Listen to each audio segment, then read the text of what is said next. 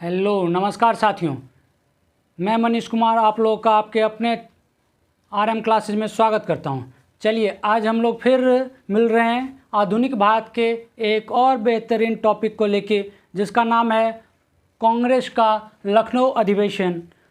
आज हम लोग इस पे चर्चा करेंगे और इसके सारे तथ्यों को देखेंगे और जानने की कोशिश करेंगे इसमें हमारे एग्ज़ाम के लिए कितने सारे पॉइंट महत्वपूर्ण हैं और उसे याद रखने की कोशिश करेंगे।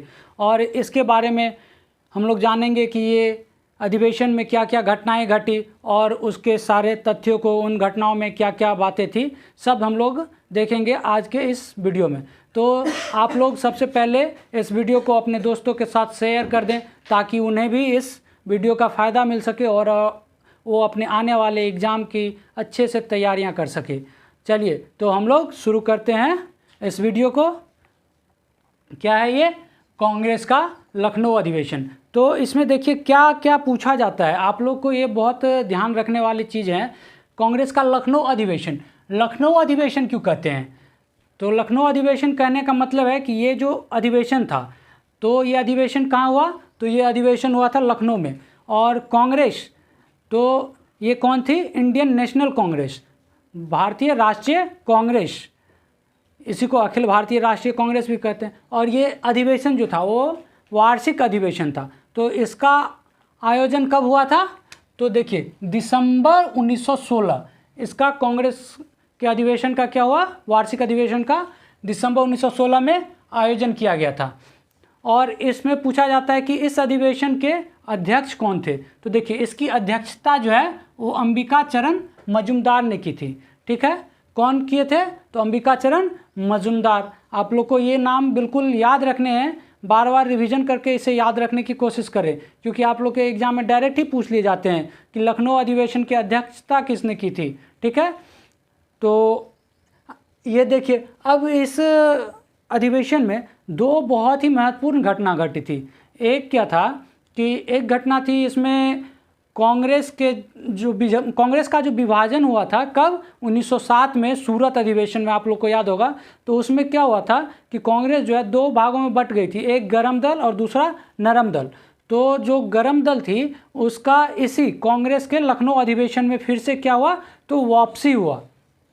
तो हम लोग देखेंगे कैसे वापसी हुआ, उन सारे पॉइंटों को देखेंगे और क्यों वापसी हुआ, इन सारे पॉइंट को भी देखेंगे। लेकिन उससे पहले आप लोग देखिए कि दूसरी घटना क्या थी। तो दूसरी घटना थी कि इसी अधिवेशन में कांग्रेस और मुस्लिम लीग के बीच एक समझौता हुआ था। तो आप लोग मुस्लिम लीग के बारे में भी जानते होंगे कि मुस्लिम लीग का गठन जो है 1906 में हुआ था। और भी पॉइंट है जो हम आप लोग को मुस्लिम लीग के बारे में फिर कभी बताएंगे। तो देखिए ये आप लोग को ये सारे पॉइंट याद रखने हैं कि आप लोग पहले वाले पॉइंट को देखिए कि जब नरम दल और गरम दल दोनों आपस में मिले लखनऊ अधिवेशन में, तो गरम दल और नरम दल के मिलाने में सबसे बड़ी भूमिका किसकी थी? तो भूमिका थी तिलक और एनी बेसेंट। ये दोनों व्यक्ति थे जिनके प्रयासों से ही क्या हुआ था? तो गरम दल का वापसी संभव हो पाया कांग्रेस में। आप लोग को ये बातें याद रखनी है। ठीक है, तो देखिए ये 7 में विभाजन हुआ था और 16 में मिले, तो 9 वर्षों के पश्चात इनकी वापसी हुई। ठीक है, अब इनकी वापसी क्यों संभव हुई, क्या कारण था कि ये वापस कांग्रेस में आए? तो देखिए क्या हुआ था कि एक तो 9 वर्षों की लंबी अंतराल हो गई, अलग हुए। तो जो विवाद, जिस विवाद के कारण ये लोग अलग हुए थे, वो विवाद का अब कोई क्या बहुत बड़ी अब उसकी बात नहीं रह गई थी, क्योंकि बहुत लंबे टाइम हो जाने के कारण वो विवाद अपने आप लगभग खत्म हो गई थी। तो एक तो ये आप लोग कह सकते हैं। दूसरी बात क्या थी कि उस समय जो उग्रवादी, मतलब गरम दल को उग्रवादी भी कहते हैं और उदारवादी मतलब नरम दल, तो उदारवादी के जो नेता थे, दो बहुत ही महत्वपूर्ण नेता थे। कौन? तो गोपाल कृष्ण गोखले और फिरोज शाह मेहता। तो इन दोनों की क्या हुई कि मृत्यु हो जाती है और उसके बाद ये अधिवेशन का आयोजन होता है। तो इन दोनों की मृत्यु के पश्चात क्या होता है कि ये दोनों व्यक्ति जो रहते हैं कौन? फिरोज शाह मेहता और गोपाल कृष्ण गोखले, ये गर्म दल के बहुत ही विरोधी होते हैं। इनके रहते हुए ये संभव नहीं हो पाता कि गर्म दल की फिर से वापसी संभव थी कांग्रेस में। तो इन व्यक्तियों के निधन के कारण इनका जो है गर्म दल का कांग्रेस में फिर से वापस का रास्ता जो है वो प्रशस्त हो गया। और क्या हुआ, ये तो आगे, अब ये जो गर्म दल और नरम दल थे, इतने लंबे समय जो दोनों एक दूसरे से अलग रहे, तो इस दौरान क्या हुई, भारत की जो राष्ट्रीय आंदोलन थी इसमें किसी तरह का कोई विकास नहीं हुआ। ये धीरे धीरे क्या हुआ, तो शिथिल पड़ती हो गई और बहुत ही कमज़ोर हो गई।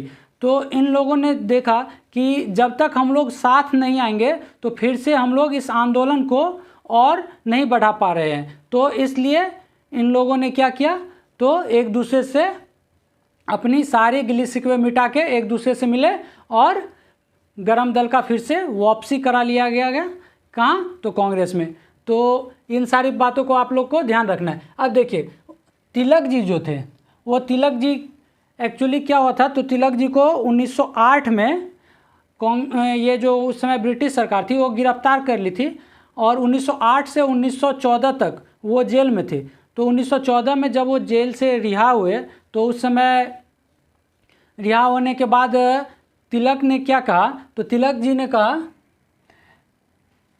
भारत में प्रशासनिक सुधार के पक्षधर हैं। तिलक जी जो आए वो अभी भी क्या थे, तो प्रशासनिक सुधार के पक्षधर थे, लेकिन वो क्या बोले, नौ की पूरी ब्रिटिश सरकार को हटाए जाने की, मतलब वो चाहते थे कि प्रशासनिक सुधार हो लेकिन ब्रिटिश के शासन में ही हो, ऐसा तिलक जी का स्टेटमेंट था। तो अब तिलक जी उस तरह से वो क्रांतिकारी नहीं रहे जो जेल जाने से पहले हुआ करते थे। अब जब वो जेल से बाहर आए तो इनकी मुलाकात किन से हुई, एनी बेसेंट से हुई। और एनी बेसेंट से मिलने के बाद इन लोगों ने मिलके, आप लोग को मैंने पिछले क्लास में बताया था कि होम रूल लीग इन लोगों ने चालू किया और होम रूल लीग का भी काफ़ी प्रभाव पड़ा था। तो होम रूल लीग भी इन लोगों ने चलाया। अब इन्हीं के प्रयास से, तिलक जी और एनी बेसेंट के ही प्रयास से क्या हुआ था, तो उग्रवादियों का या गर्म दल का जो है कांग्रेस में फिर से वापसी हो पाया था। ये बातों को आप लोग को ध्यान रखना है, ठीक है। अब हम लोग देख लेते हैं दूसरे पॉइंट।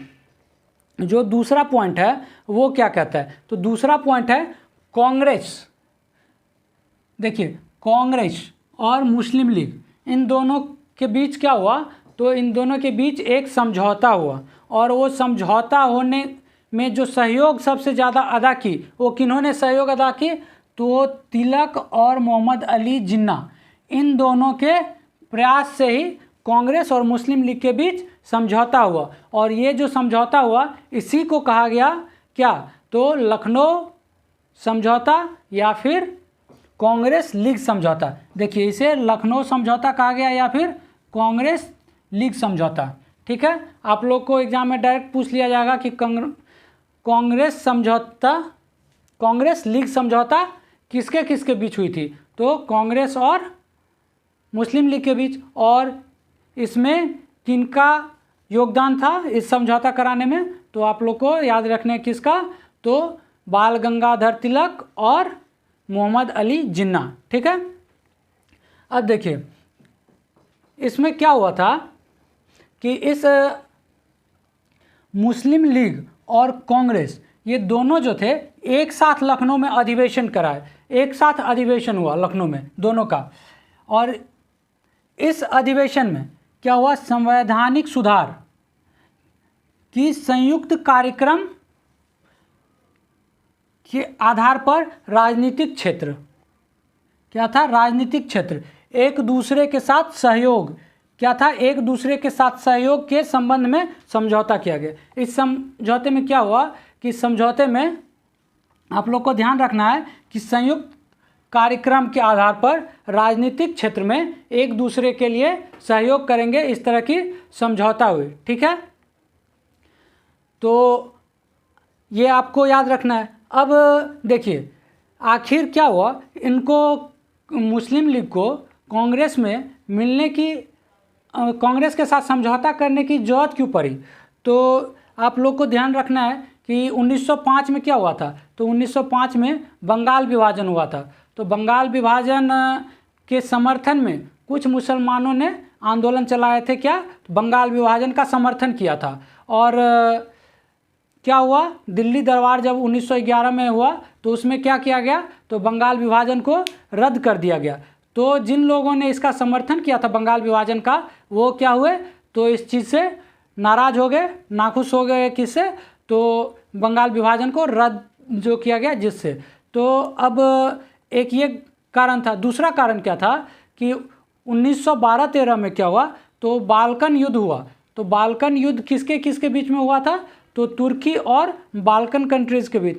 तो इसमें तुर्की चाहता था कि ब्रिटिश जो है वो तुर्क का इस युद्ध में साथ दे, मगर ब्रिटिश जो है साथ देने से इनकार कर देते हैं। ठीक है। तो उस समय जो तुर्क था वो क्या था, मुसलमानों का खलीफा वहीं रहा करता था तुर्क में। तो एक तरह से सारे मुसलमान, भारत के भी मुसलमान खलीफा को अपना समर्थन देते थे। तो जब ब्रिटिशर्स ने तुर्क का साथ नहीं दिया इस युद्ध में, तो सारे मुसलमान क्या हुए, इस चीज़ से नाराज़ हो गए और इन्होंने विरोध किया। तो क्या हुआ, इस विरोध का अंग्रेज़ों के द्वारा दमन किया गया, जिससे क्या हुए, काफ़ी जो उस समय के युवा मुसलमान थे वो भयभीत हो गए। ठीक है।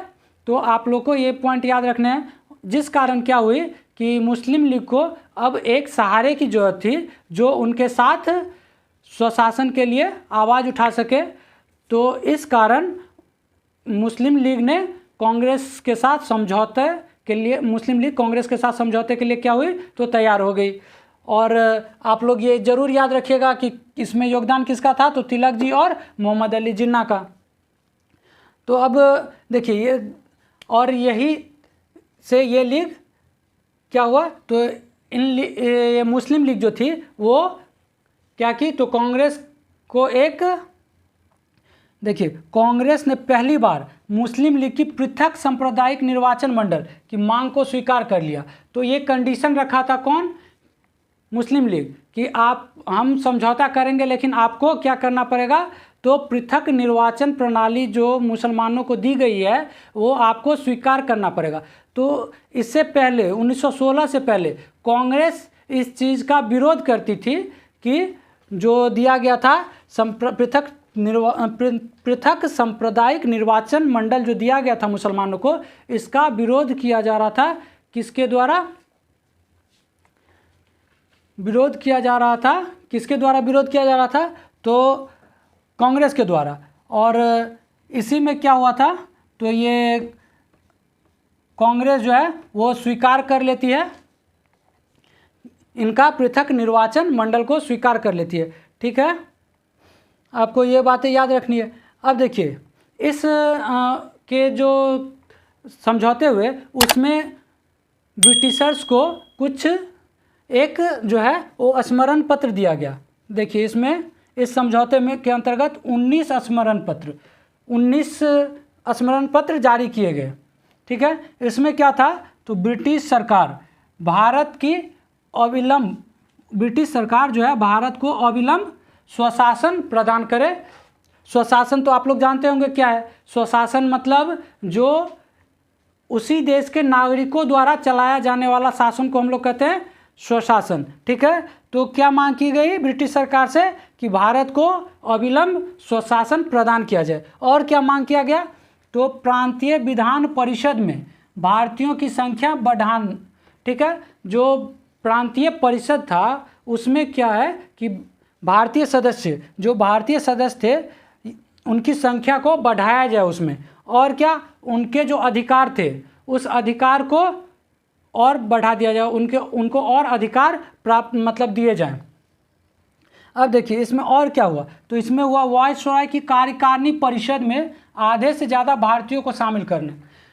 तो उस समय जो वायसराय की कार्यकारिणी परिषद होती थी उसमें जितने भारतीय थे, तो इनका मांग था कि उसमें जितने भी मेंबर होते हैं, जितने भी सदस्य होते हैं, उसमें आधे से ज़्यादा वायसराय की कार्यकारिणी परिषद में आधे से ज़्यादा कौन हो, तो आधे से ज़्यादा भारतीय हो। ये सारी मांग की गई ब्रिटिश सरकार से। ठीक है, और क्या हुआ, तो जो मुस्लिम लीग जो थी वो कांग्रेस जो है उनको क्या कहते हैं उसको, केंद्रीय विधान परिषद जो था उसमें मुस्लिम लीग का 1/9 मतलब 1/9 जो है सीट जो है वो कांग्रेस को दिया, मतलब मुस्लिम लीग को दिया गया, आरक्षित कर दिया गया। और प्रांतीय विधान परिषद में क्या किया गया, तो पंजाब में जैसे 50% सीट मुस्लिम लीग के लिए आरक्षित कर दिए गए, बिहार में 25% सीट आरक्षित कर दिए गए, मद्रास में 15%, तो इसी तरह हर जगह पे, सिंध में जैसे 33%। तो ये सब चीज़ें आप लोग को ध्यान रखनी है। और देखिए ये पॉइंट क्या है, असहयोग आंदोलन, मतलब ये मुस्लिम लीग जो थी वो एक तरह से समझौता जो की, वो समझौता इन्होंने क्या किया, तो अस्थायी समझौता नहीं किया था। इन्होंने क्या किया था, तो जैसे ही 1920 में क्या हुआ था, 1920 में असहयोग आंदोलन चलाया गया, किनके द्वारा, तो गांधी जी के द्वारा। लेकिन जब 1922 में क्या हुआ, जैसे ही चौरा चौरी कांड हुआ तो गांधी जी ने क्या किया, तो असहयोग आंदोलन वापस ले लिया। तो जैसे ही असहयोग आंदोलन वापस लिया जाता है तो मुस्लिम लीग जो थी वो इस चीज़ को क्या की, स्थगन कर देती है, इस समझौते को। इस समझौते का क्या हुआ, स्थगन हो गया। ठीक है, लखनऊ समझौते का स्थगन हो गया। तो इसीलिए कहा जाता है कि यह एक अस्थायी समझौता थी। ठीक है दोस्तों, तो आप लोगों को ये बातें याद रखनी है। क्या क्या इसमें मेन बातें जो आप लोग को याद रखनी है, तो ये लखनऊ में अधिवेशन हुआ, अध्यक्ष कौन थे, अंबिका चरण मजूमदार। ठीक है, तिलक और एनी बेसेंट के प्रयास से क्या हुआ, गरम दल का वापसी हुआ कांग्रेस में। और तिलक और मोहम्मद अली जिन्ना के प्रयास से क्या हुआ, तो कांग्रेस और मुस्लिम लीग का एक समझौता हुआ, जिसे क्या कहा गया, तो लखनऊ समझौता या कांग्रेस लीग समझौता कहा गया। ये पॉइंट याद रखना है।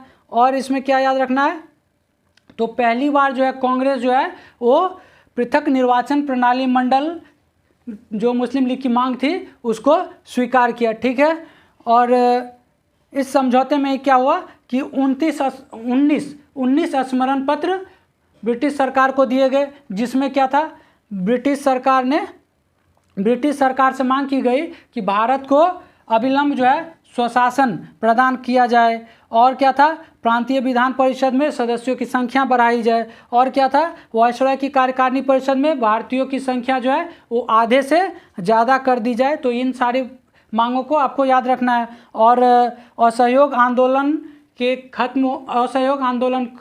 स्थगन, मतलब खत्म, जैसे ही महात्मा गांधी खत्म किए वैसे ही मुस्लिम लीग ने क्या किया, तो लखनऊ समझौता को एक तरह से कहिए तो रद्द कर दिया। और इसलिए हम लोग क्या कहते हैं, तो लखनऊ समझौता एक तरह से क्या था, तो असंवैधानिक था। ये बातें याद रखनी है। और क्या हुआ था, एक पॉइंट कि ये जो पृथक निर्वाचन मंडल, ये पृथक सांप्रदायिक निर्वाचन मंडल को जैसे ही ये स्वीकार किए, तो ये कांग्रेस के द्वारा स्वीकार करते ही ये एक बहुत बड़ी भूल मानी जाती है। क्योंकि ये जो थी, ये आने वाले टाइम में जो अभी भारत पाकिस्तान बना, तो ये द्विराष्ट्र के लिए क्या किया, तो अंकुरन का काम किया। मतलब बीजारोपण कब हुआ था द्विराष्ट्र सिद्धांत का, तो द्विराष्ट्र सिद्धांत का बीजारोपण हुआ था मार्लेमेंटो सुधार जो हुआ था, कब, 1909 में। तो जो उसमें ये प्रदान किया गया था पृथक सांप्रदायिक निर्वाचन मंडल मुस्लिम लीग को, तो ये था बीजारोपण। अब क्या हुआ, जैसे ही कांग्रेस इस चीज़ को स्वीकार कर लेती है तो अब क्या हुआ, तो अंकुरन हो गया। ठीक है दोस्तों, तो ये सारे पॉइंट आपको याद रखने हैं। अब हम लोग फिर से मिलेंगे एक नए वीडियो के साथ अगले क्लास में। तब तक के लिए आप लोग इसको याद रखें और इस वीडियो को अगर पसंद आया हो तो लाइक ज़रूर करें, अपने दोस्तों के साथ भी शेयर करें और बेल आइकन दबा लें ताकि हमारी अगली वीडियो जब आए तो आपको नोटिफिकेशन के थ्रू जल्दी प्राप्त हो जाए और आप आने वाले वीडियो से भी अपना एग्ज़ाम के लिए बेहतर तैयारियां कर सकें। ठीक है दोस्तों, अब मिलते हैं हम लोग अगले वीडियो में। धन्यवाद।